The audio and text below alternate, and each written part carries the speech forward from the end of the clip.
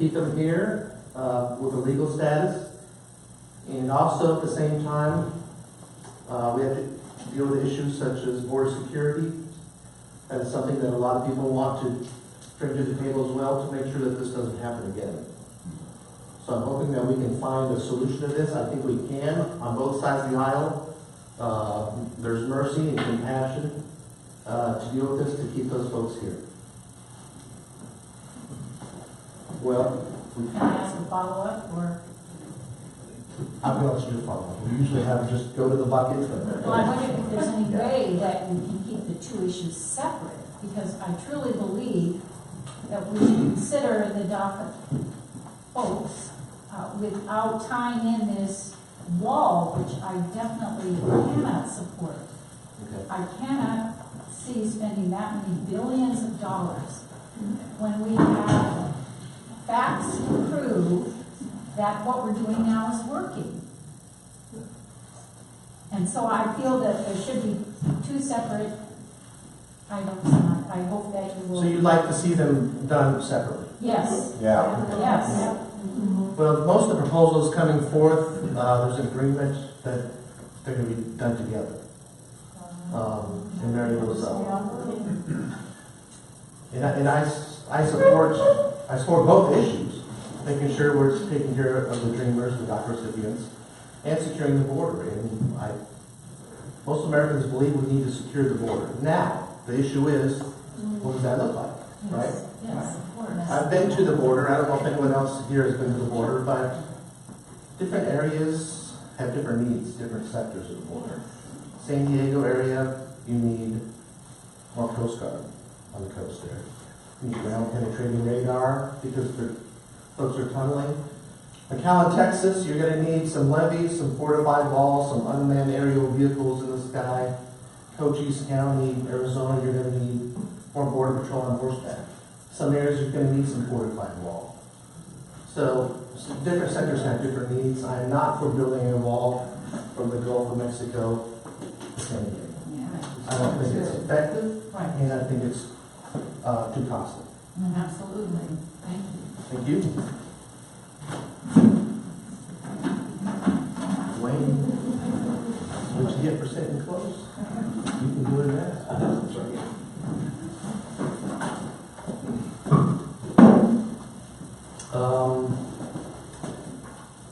Iraq and Afghanistan are the two longest and most expensive wars in our nation's history. In order to support our troops and protect our nation from insolvency, why have we not had a war tax?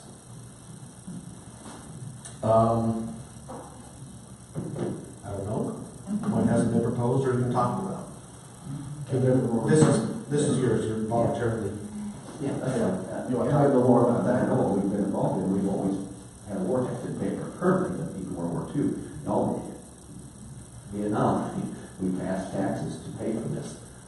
And it doesn't make sense to me why we don't do it again. And again, I'm not a veteran, but if I was, I would be a little depressed that I was out there fighting for our country, but at the same time was massively borrowing money.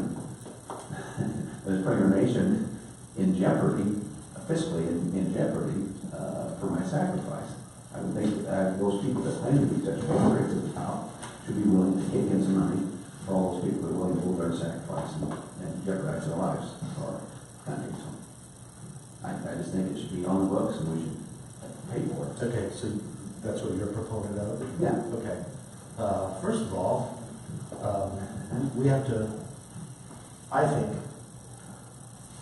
update where we are in terms of our war on terror and our role in where we are in the world. Right now, we're operating on an authorization use of military force that is 17 years old.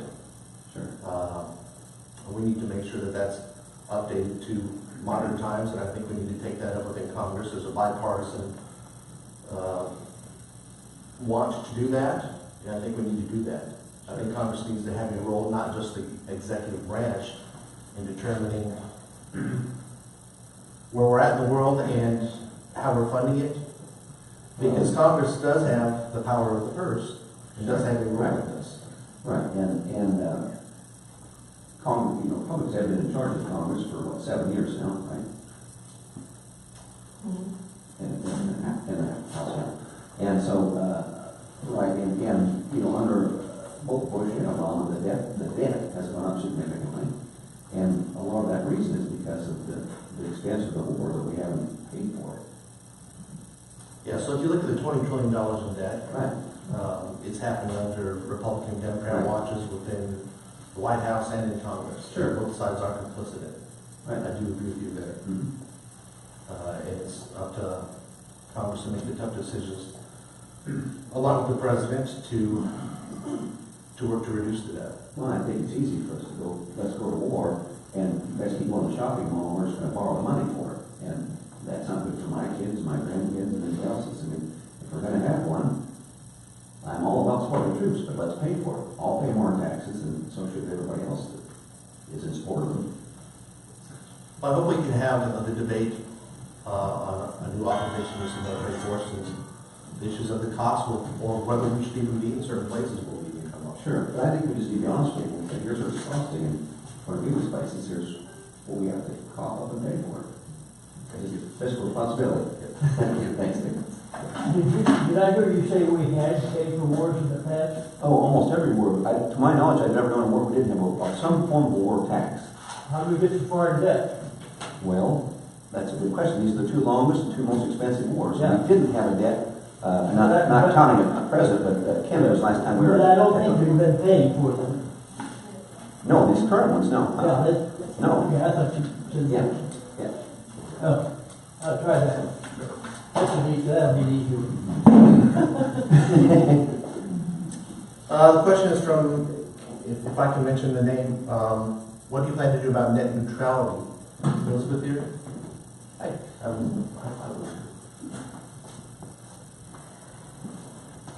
The internet is a pretty incredible thing as an information service, right? The ability to help us to communicate around the world, to learn, to research. And so, when the internet was flourishing back in the early 90s, through President Clinton, President Bush, and President Obama, it flourished, it was open, accessible. And then in 2015, President Obama, as you may know, wanted to treat it as a utility, like a utility. And so the current FCC commissioner says, I don't think that's the right way to go with regulating it in that sense.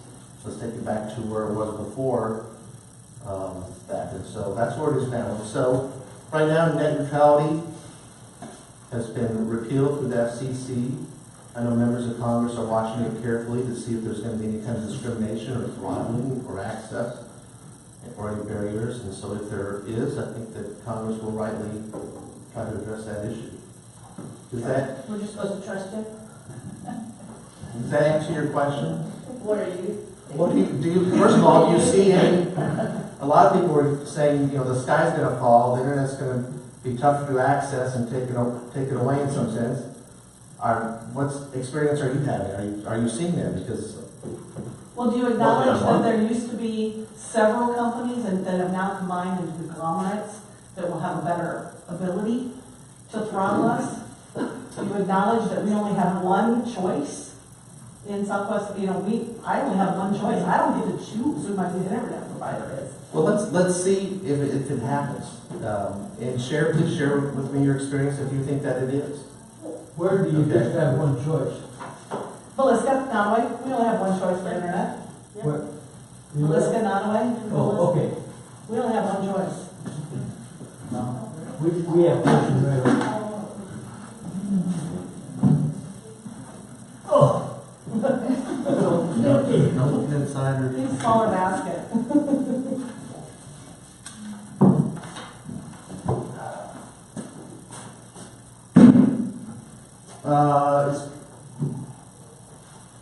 I'm concerned about the escalating attempts to cause contempt for the FBI and security agencies. It feels like diversion away from the Russia investigation. What evidence is there that is grounded in fact, not conjecture? Does anybody want? Is Pat here? I'm right here. Okay, I didn't know if you wanted your name. I'm fine with You're that. fine with it. So, We have some investigations. We have Mueller's investigation, investigations with Congress as well. And I'm apt to let them play out. I want to see, like everybody else, get to the bottom of this, see what the findings are. And I do take your point about, Congress does have certain oversights, right, of the federal government, whether it be the FBI or the Department of Justice, Department of Energy, those kind of things. And so there is some oversight that must be done, and we want to do it the most transparent way as well. But go ahead. I understand that. However, there seems to be a memo that is out there that's not being disclosed that, from what I've been listening for, there is little evidence that it's based solely on fact, although I guess we can throw around fake news if you want to do that. Fact has gotten to be a very unusual word anymore. But I find it very destructive nationally for that type of stuff to be out there. I grew up in the 60s and 70s, so I get all of that kind of stuff. I already lived through this stuff once before. I'm concerned that all this does is breed contempt and mistrust for a federal agency that has served us well. And I'm concerned that too much of it is being done just to divert attention and to rather than staying on target, staying on let Mueller go and do what he's going to do and take it wherever the investigation goes. But every time it feels like the heat gets up, there's another distraction. And now it's on the FBI. And I find that troubling. I find it troubling for our country and for our democracy, period. So thank you, Pat. So these investigations are going forward. I say let them go forward. I believe in transparency as well. That 4-page memo that you're talking about, instead of the American people guessing what's in it and all these innuendos by folks that are on TV talking about how much of a bombshell it could be or not be, let's get the memo out there.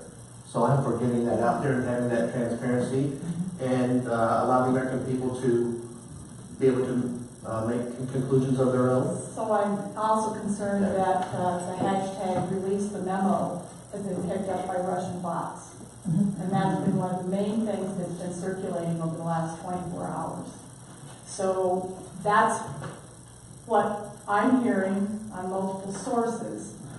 So that's concern as well, that some of that stuff is coming out and is being circulated perhaps, not by people, but by bots. Are you in favor of the memo being released?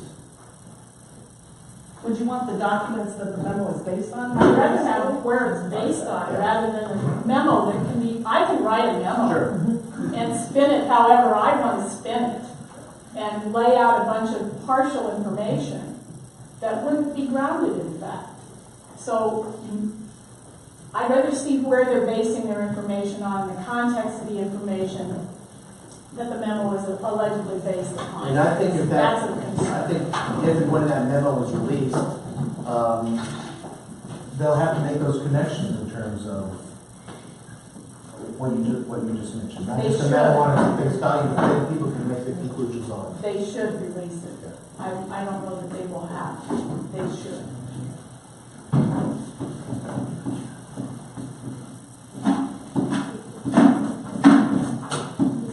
Next time I wear my hearing aids and sit in the back. You want to pick one of those, one of the three? That's the one that we get.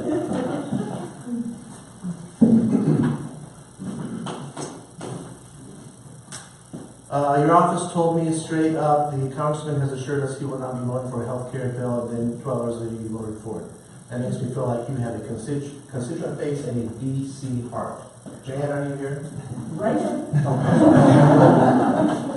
Sure. Well, I think if you go back to when that bill was introduced, I said that I could not vote for it in its current form, and it had to have changes in order for me to vote for it. And those changes didn't come for a long time, and I was still in the position that in its current state, can't vote for it, there would have to be some changes.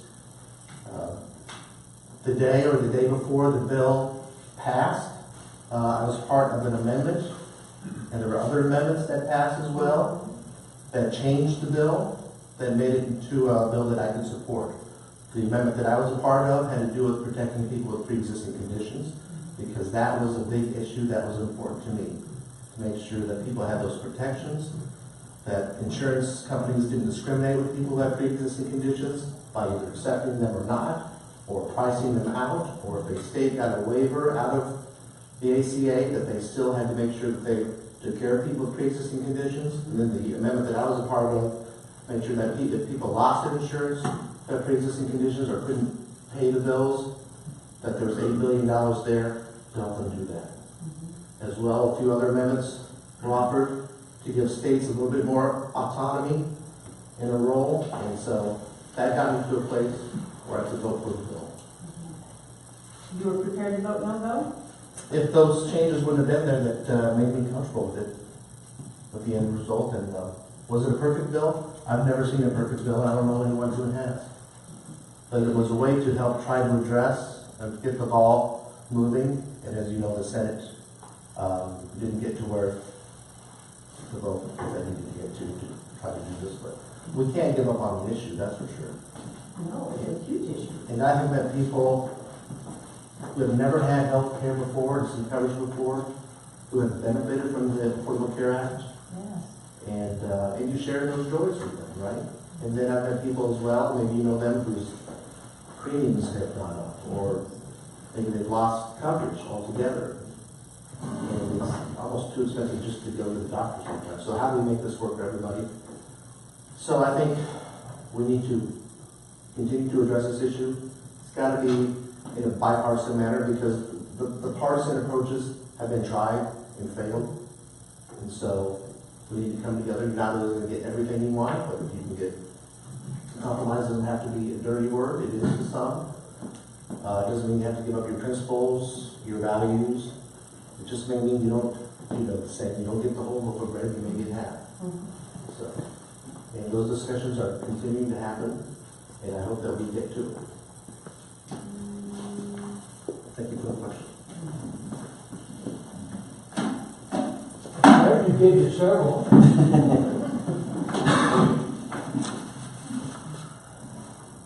Just one. It's you again. Do you mind, can we set this right here? Can I try to get some money? I like that question.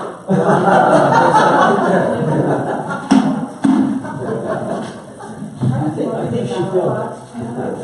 I only put two in, I promise. That's what you think about. Dan. No, I only put two in. I'm sorry. What news sources do you rely on a daily basis? It says I listen to KMA, Iowa Public Radio, watch PBS, read the Des Moines Register, the Post, online, and the New Yorker. I try to get news wherever I can, whether it's on TV, it's across the whole spectrum. I think it's important to get news from not just one source, but many. And there are biases that people have. They see through the media. They're on the right, they're on the left. You have to go into that, I think, being conscious of that. But I watch PBS, I listen to NPR, I do a lot of podcasts I listen to here and there. MSNBC, Fox, CNN, Des Moines Register. We get all the newspapers in the district sent to Washington, D.C., as well as our offices here in the district.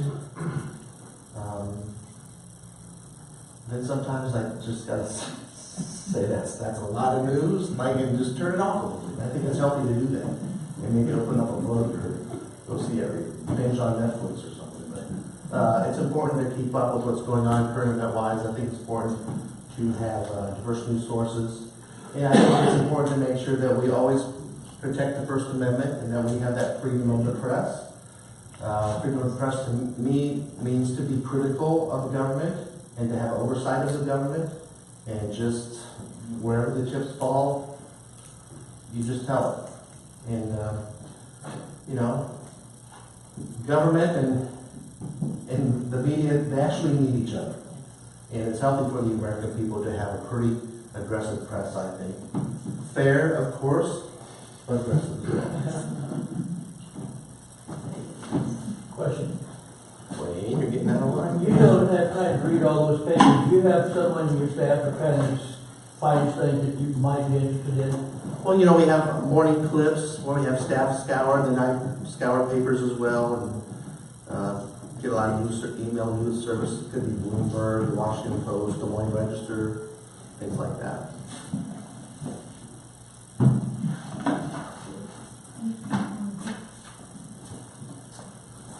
Elizabeth? Elizabeth Waring? Okay. You've done one already, right? Okay, you've done two already. Okay, I'm gonna set that there. We'll get to them though, but I want to give some other people a chance, okay? So just remember to get those there. It's like church, people go to the back row. Thank you.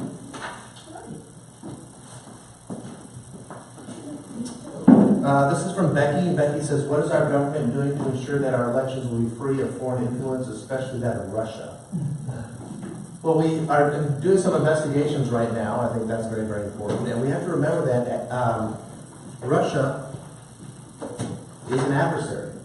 They're not necessarily our friend, right? Yes. And we have to keep that in mind. And we have to keep in mind that they're nefarious in terms of their bullies. That Crimea, Ukraine, so just in that sense, and then they want to try to influence other countries in other ways, so we have to be very conscious of that. And you know, we have learned that a lot of advertisements that were put on the internet were not necessarily purported to be from campaigns here in the States. They could have been, likely were from Russia. So I am part of a bill that says that it has to do with disclosure, okay? When you have commercials on the TV or on the radio, or even a print ad, right? You have disclosure requirements that said paid for and authorized by such and such. I want to make sure that those authorizations, those disclosures are on the internet as well when you see those advertisements. I think that's important.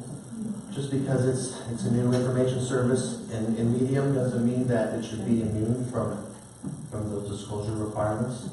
Some people argue, oh, there it goes, you're trying to regulate the internet. No, just trying to make sure that what is done in paper, TV, and radio is transferred to a new medium.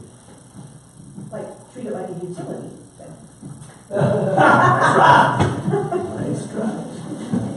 Can I have a follow-up question? A follow-up question? Go ahead, sir. You've stated that you would like to have disclosure of who's paying for it.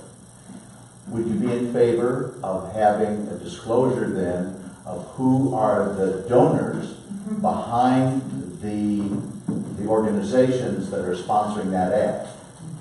Not necessarily having all the donors on the list for the ad, but if we know, for example, the Americans for Independent Thinking, who's giving to that? And could that full disclosure? Are you in favor of I'm that? certainly in favor of that full disclosure. I don't know if you would put that right there on the ad, or maybe where it says paid for by, maybe that clicks to another link. That's correct, yeah. You don't have to put all the Right. hundreds of names there. Yeah. Paid for the Americans for Independent Thinking, and then we can go to a site and see who are the funders of that organization. I don't see a problem with that immediate disclosure.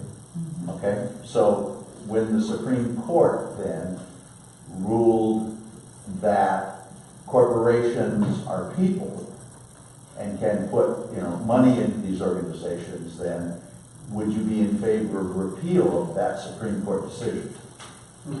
Well, I would be in favor of just the full disclosure of who's funding what kind of campaign or advocacy. And just the issue about money equals speech, the Buckley Vallejo case could probably just make it very difficult to repeal what you were just talking about. But I think we can do that full disclosure. And I think people like to see, have that transparency and that disclosure. What action would you be going back to Washington with to make that possible? Well, let me see if the bill that I'm on now even addresses that. And if it doesn't, if it's possible, if the folks who I'm on that bill with, what they think about it. And it's a bipartisan bill. There's a lot more bipartisan things going on in DC than you may think. But there's a lot of people working across the aisle to try to address this and other issues. Thanks.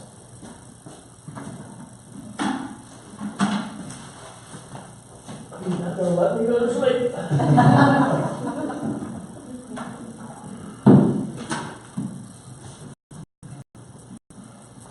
You posed the Monsanto Bayer merger. I have a real, this is from Austin. I have some issues when it comes to a lot of the mergers that are out there, whether it be in agriculture, whether it be communications, and some others as well. Because in the end, you really have to ask the question, does this really give consumers choice? Is it really the best for the end user? A lot of times, expenses are passed on to the end user as well, and they have limited choices. Congress doesn't deal with this issue necessarily because of, you can do hearings and oversight, and that is done in the Department or the Judiciary Committee, a lot of it is. But it's the Department of Justice that really has, as you know, Austin, really the authority on this. And sometimes they approve, sometimes they disapprove. There's also something called CFIUS, which is a review of foreign investment in the United States.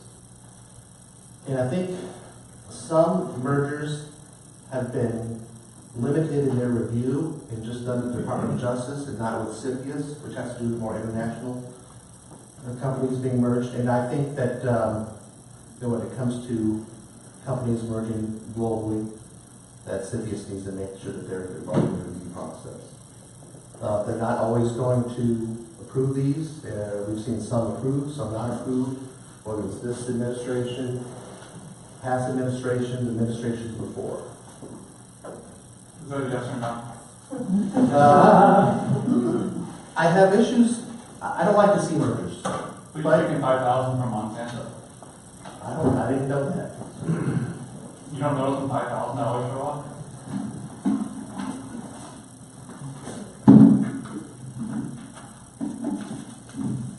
Thank you.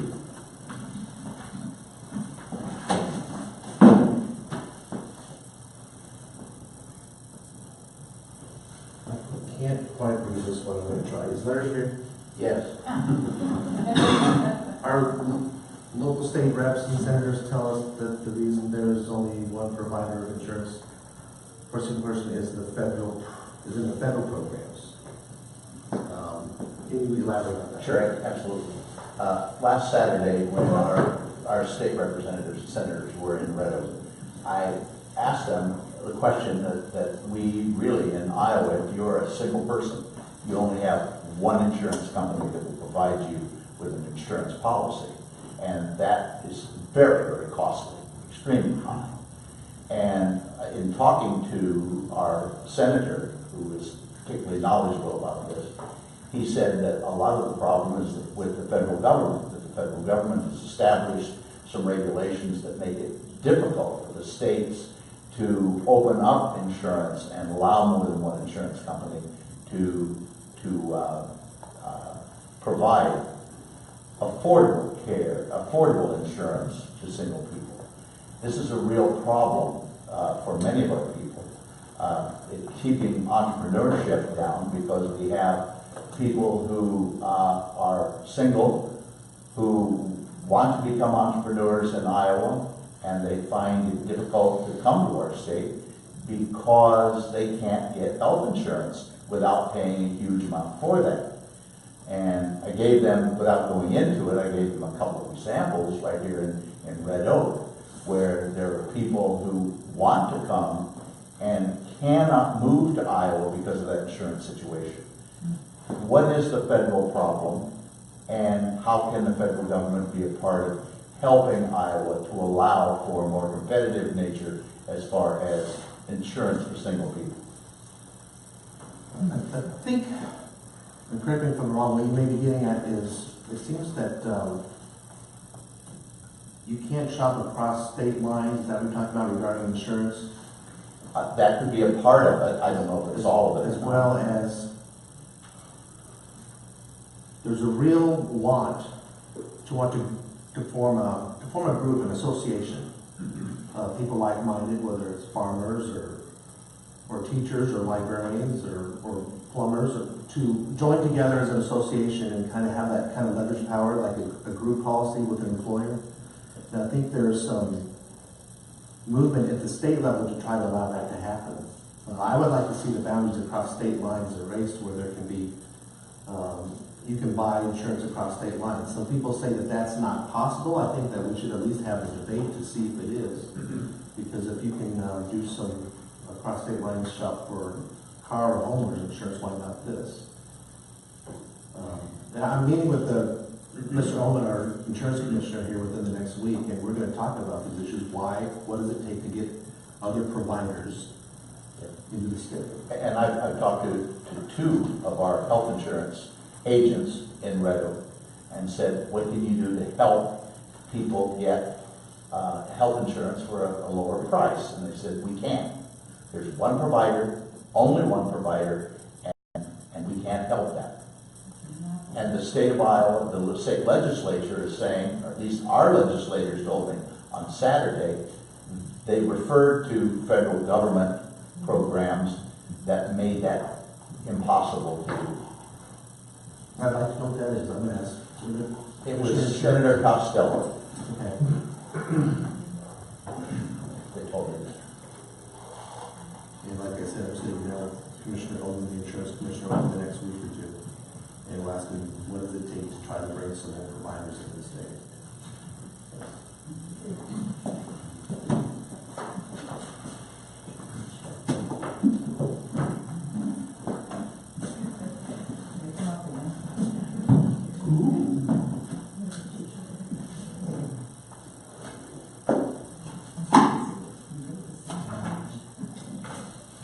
The blank piece of paper?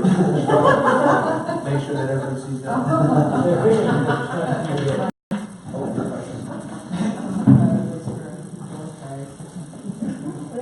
Almost like. Jackie? Yes, and you already talked about it, but I have then I have a backup question. Just in case you had covered that up. Well, you never know where you get called, in the whole realm of things. Now, you've accepted, according to OpenSecrets.org, you've accepted contributions from Pat Meehan, a congressman that is admitted to sexually harassing a staffer and using taxpayer funds in a secret settlement. Will you commit to returning the money? I've already made that decision to do that. Okay, thank you. I think that's right, and I don't want it. I'll be giving that to, I'm not going to return it to him. I'm going to give it to a charity. Okay.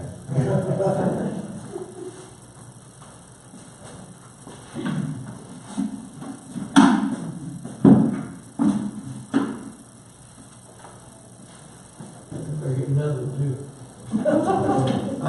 This is from Jim.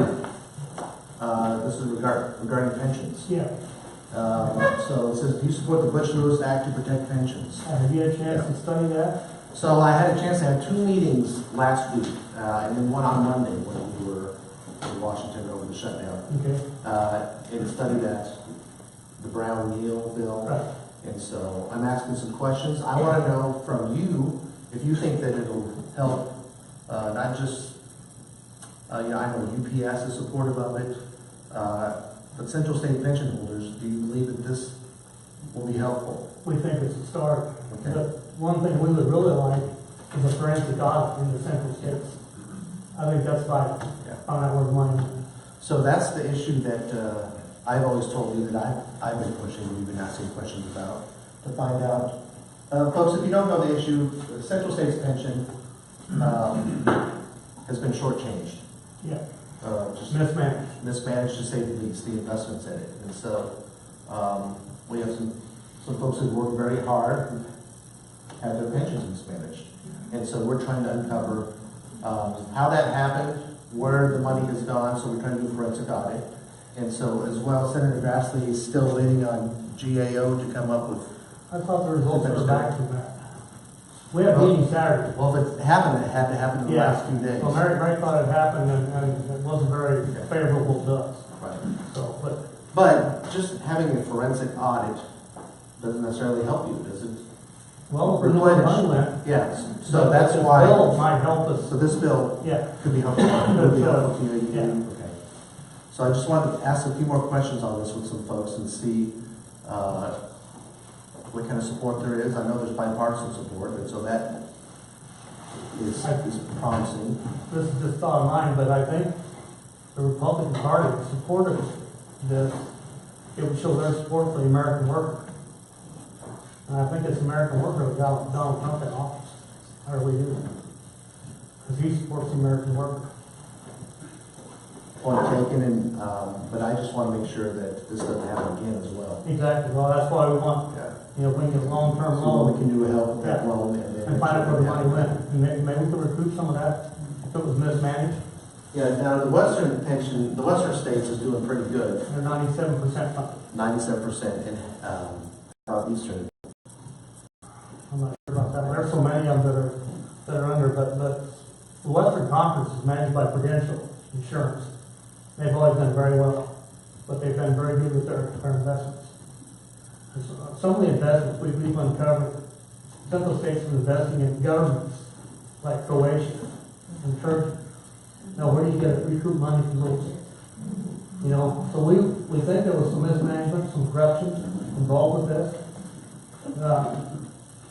UPS pulled out in 2007. They paid the Central States $6.1 billion to pull out. And within 15 months, that $6.1 billion disappeared. We're not sure where it was invested, what happened to it. And UPS, their employees, UPS takes care of their pension until they turn 65. They turn them back into Central States for their pension. Whatever Central States doesn't cover for their pension, UPS will make that up. But they do not contribute any more to Central States. So we're getting double hit by UPS. So my personal cut was going to be 49.7% after 32 years of paying into that pension. But David's been very good at helping us. I was in his office last June, and he sent one of his aides to the Department of Labor meeting we had. And I think he found some disturbing facts in that. We're still on it, and, tell Mary hi and her dad. Yeah, her son's having surgery today, otherwise she would be here. Okay. But we will get her everything tomorrow.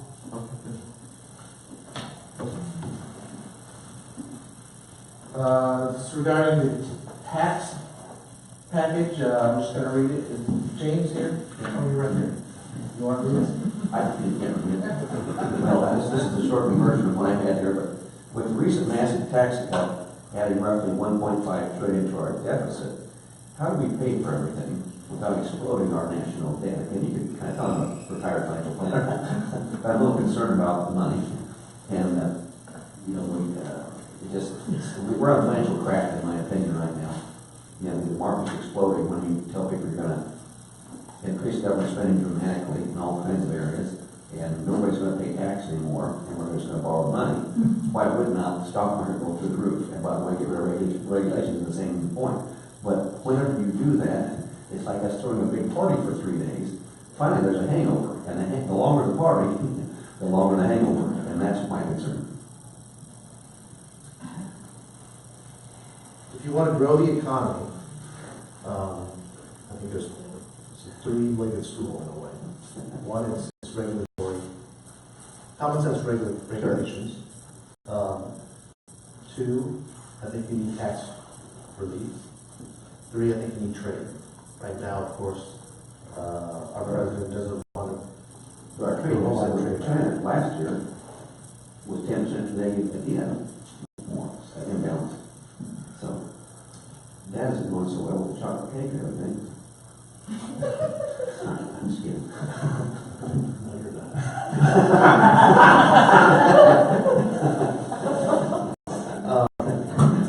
So with the tax was to make sure that, they're in our community, the third district, Iowa, we're a middle-class state, you know, and looking to do better, right? And it was, like that. 83% of the benefit went to the top 1%. 17% of the benefit of that tax cut goes to the bottom 99%. I mean, you know, this looks like a don't forget who wrote the checks to get in office, and now it's payback time. That's just what it looks like. Maybe you can tell me different on why that is. You know, why does it always give more to the wealthiest people and wealthiest corporations? And what you're seeing right now is the corporations are even, you know, buying back their own shares massively. And why do they do that? Because the CEOs and executives of companies have been benefited through the years with stock, right? Stock options. And when you drive up the price of those stock shares by buying back your own shares with your cash sitting around, you raise up your own net worth dramatically and you help your shareholders. So everybody's happy except, you know, and it will create a few new jobs maybe, but how much can we borrow our way to prosperity? That's, sorry. So I believe that we are going to see some growth out of this, this tax relief measure. We're already seeing some major investments by companies giving thousands of dollars in bonuses to employees. Starbucks today is giving raises and giving employees shares, so not just executives are getting shares. But when there are share buybacks, it does help what's going on share prices, and that helps pensions as well, right? It does. And so we're seeing a lot of commitment and investment by job providers, right? And we're seeing, starting in February, we're going to see more money in the pockets of middle-income workers and those climbing the economic ladder. And islands are getting squeezed, and a lot of people are working paycheck to paycheck, some working 2 or 3 jobs. And so I'm excited for them to keep more of their hard-earned dollars. Now, that doesn't, Nick, go ahead. Well, what I understand is why do we hold these people accountable then and say, if you are a corporation that's collecting these massive tax breaks, just real simply, if you're not paying your employees a living wage, benefits that get us off our backs, the corporate welfare, so we don't have to pay for their health insurance or their housing or their food stamps, then you can't have corporate bonuses over whatever acceptable amount that is. That seems reasonable, doesn't it? We're going to give them all this money, but we shouldn't still be subsidizing their workers so they can make even more. That's what's happening. A lot of these companies don't pay their workers enough money, and therefore you and I as taxpayers are subsidizing them. And when I talk about the welfare thing, that's not necessarily a good thing. When the top 10, I think, wealthiest people on the planet, 5 of them are Walmart heirs. And Walmart, to my knowledge, doesn't pay many of their employees a living wage, doesn't pay for their health insurance, doesn't provide a pension for them. We are subsidizing that. And we just gave them billions and billions more dollars. So I don't want to start micromanaging, you know, the books and the salary of interest realms. I don't think that's a good idea for the federal government to start doing that. And they would probably screw it up. But we are seeing some major investments by corporate America. Seeing a lot of money being repatriated back. I want to see that go down for the debt and the deficit. I'm concerned about the debt and deficit. We have to, you need growth. I want any anticipated revenue coming in to be used to drive down the debt and deficits. About 80% of those, the spending out there, as you know, is mandatory spending. So that's interest on the debt. That's Social Security and Medicare, which we need to make sure that promise is kept and that it is strengthened and modernized. But we can't, and we have been cutting discretionary spending. You remember, the government teaches us new words, right? Sequestration, you remember that one? I don't think that's a good way to budget sequestration. If you have a family budget and you have some issues with debt, you don't just go across the board. You maybe say, maybe we don't need 4 cars or go out to Europe. You know, some people think this is controversial, but I think it's 49 states by state statute or state constitutional amendment, they have to balance the budget, right? Right. I think that we need that at the federal level. That's going to be painful in many ways. If we truly want to get at this, we're not just talking about the debt we're laying down on the next generation, but it's about 10 generations probably. Yeah, it is. Could I make a statement about that? I heard you say that, you know, and I've heard other, both of our senators have made a statement that, you know, large companies are giving $1,000 bonus to all their people. Southwest Iowans, and those who you represent, rural Iowans, we don't have those major companies in our area. We have individual business people that are working very hard to run their businesses. We have people that are employing maybe all the way from 2 up to maybe 100. And these people are sitting there saying, I'm not going to give $1,000 to every one of my employees. I haven't heard of the small businesses, and I can't blame the small businesses. I'm not going to push it on those small businesses for not giving. But all of our elected representatives who voted for that are saying, look at the $1,000 for people that are going out there. And I'm sitting here in Southwest Iowa, and I'm watching the people that are in business in Southwest Iowa saying, I can't afford to give my employees all $1,000. And what does that say to the people that work for small business? It's saying we're different from the people that work for large national publicly held companies. Privately held companies, are they doing the same thing? Are they giving out $1,000 per person? At least we're not seeing that. At least their names aren't being mentioned with that. So there are some smaller businesses that I've heard want to reward their employees as well. Not every company or business is probably issuing a press release, like a lot of the others are. But this is a good thing that these companies are, large and small, are giving back and investing. And as well, the tax relief bill itself, giving tax relief to workers, as well as doubling the standard deduction, doubling the child tax credit. People are going to see more money in their paychecks here in February. And that's going to be, you know, it's going to be a good thing. I trust people to spend their dollars better than the federal government. And it's going to be a good thing. I do, but my concern is now, where are we going to make up this excess? We've given away, again, roughly $1.5 trillion in what were revenues there. And now we want to increase things like, we want to build a border wall, it's going to cost billions of dollars. We want to increase the military spending. We want infrastructure, on and on and on, and other things, additional spending that I think all of us have referred. So how do you give away $1.5 and then ask for a bunch more spending and say, well, how does this balance? It doesn't make sense. And we're talking about a $1 trillion infrastructure package as well that the president wants to lay out there. Right. And I'd like to see how that is paid for. Yeah. He talks about public private partnerships.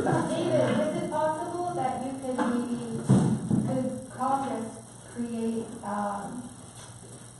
some sort of incentive if down the road, even not now, but maybe a year from now, we're seeing the feedback, the returns that we were anticipating from the company? Could you create some sort of incentive to maybe attach to this tax bill for these companies to maybe bring the money in so you can see some sort of investment instead of stapling this as a $1.5 trillion deficit from this tax bill?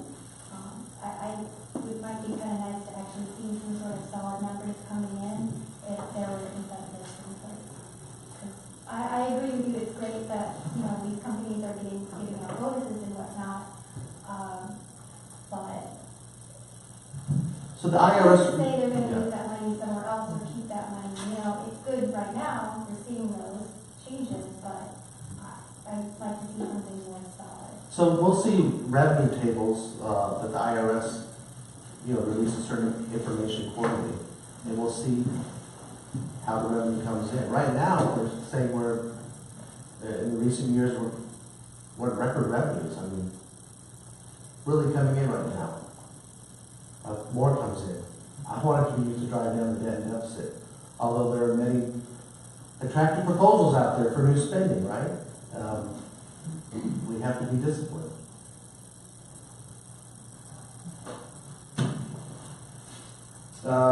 Janice Bowden, are you here? Oh, I'm sorry. Okay. What are your thoughts on the DeVos agenda, charter schools? Anything public? Oh, let me just read it. Okay. Yeah, I'm sorry, I wrote it kind of fast. What are your thoughts on Betsy DeVos's agenda? And, part of that is charter schools that failed in several parts of the U.S., including Des Moines. I was teaching in Des Moines when it failed. I wasn't teaching at the charter school though. Don't you think public schools should get more funding so we do not lose the good teachers we already have? And then to, even what I didn't put on here is, we won't attract any more teachers if we put the vouchers to the, I think the private schools are great on their own, they don't need to have public vouchers. So, that's my thought. I'm a product of public schools, and I think most people in Iowa are, and even if they haven't attended public schools, they support public schools. I graduated in 1986 from Johnston High School, grew up in Van Meter, where I live today. I love my public education. Now, the DeVos agenda, a lot earlier, I guess last year about this time, or maybe before that, a lot of people were calling me about saying, don't vote for Betsy DeVos. And I didn't vote for her. I didn't vote against her either, because that's in the Senate. The Senate does that, not the House of Representatives. Well, I know that Pence was the one that put it over. Yeah. She was the least, had got the least votes of all the appointees. Yeah.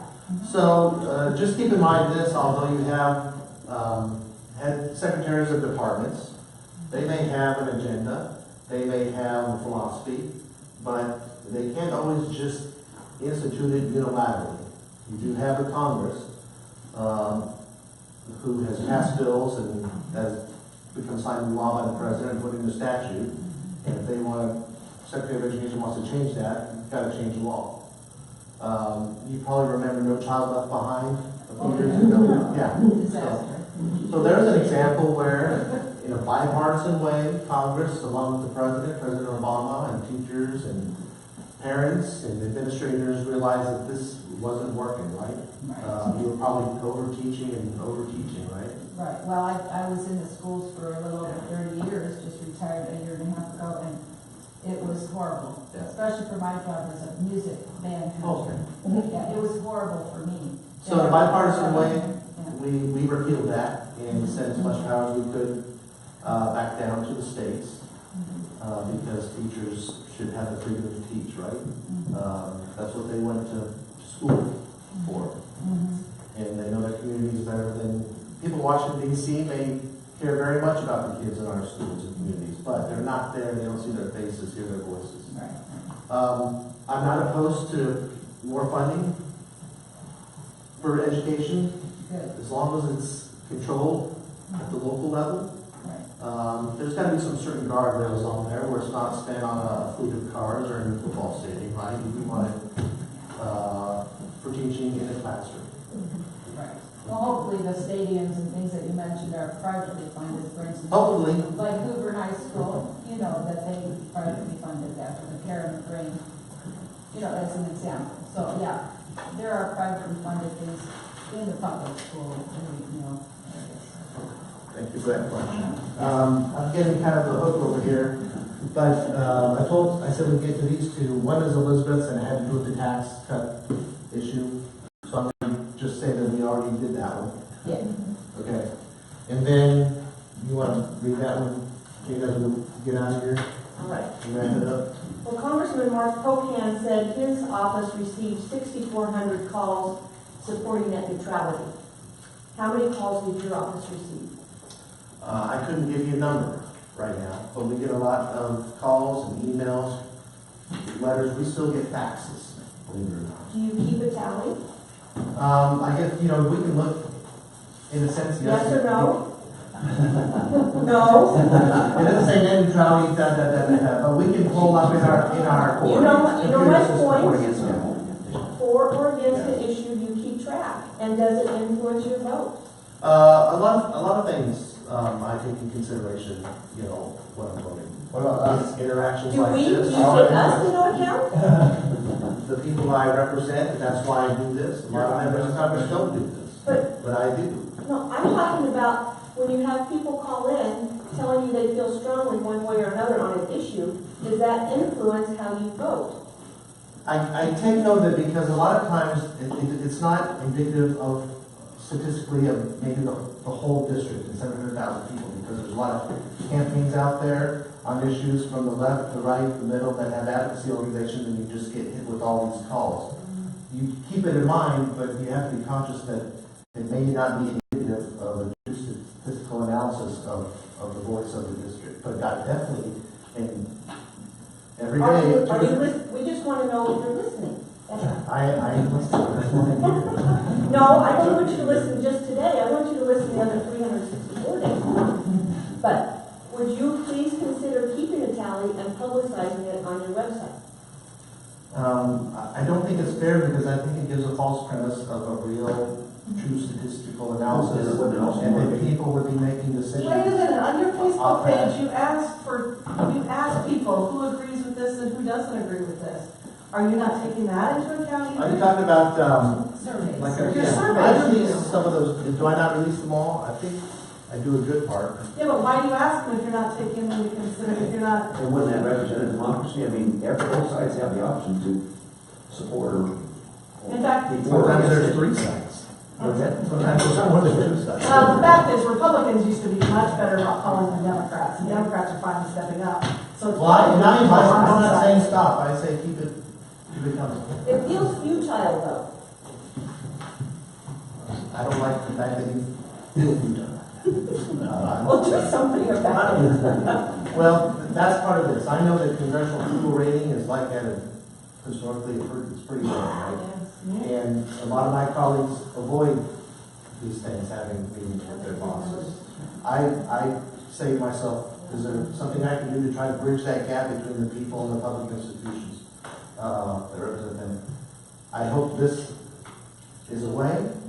I at least want you to know that I'm accessible and I'm not someone who ignores their district. I like to be in every county every month, do the town halls, conferences with your congressman, and other meetings as well. They're really giving me the hook, but on your way out, I forgot to tell you, grab a cookie.